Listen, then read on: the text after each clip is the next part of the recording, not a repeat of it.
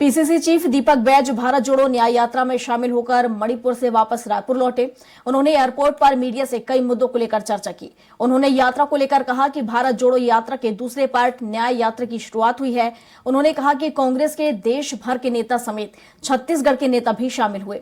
दीपक बैज ने कहा कि राहुल गांधी के इस यात्रा से देश में नए बदलाव का संकेत मिलेगा। उन्होंने कहा कि भारत जोड़ो न्याय यात्रा का 20 मार्च को समापन होगा।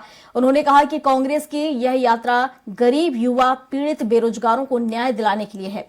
उन्होंने पीएम मोदी को कहा कि वे मंदिर के नाम से यह प्रोपेगेंडा देश की जनता की भावनाओं से खेलकर चुनाव लड़ना चाहते हैं।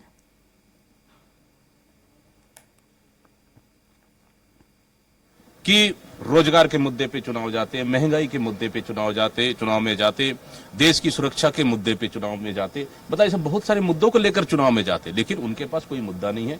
इसलिए इस तरह से सिर्फ मंदिर के नाम से प्रोपेगेंडा कर, सिर्फ भावना, देश की जनता में भावनाओं से खेलकर वो चुनाव लड़ना चाहते हैं। जबकि देश की जनता को आज महंगाई, बेरोजगारी और अन्य मुद्दों से जनता जूझ रही है, उनके पास ये मुद्दा बिल्कुल भी नहीं है। तो ये सबसे हटकर निश्चित रूप से न्याय यात्रा बिल्कुल सफल रहेगा और ऐतिहासिक रहेगा।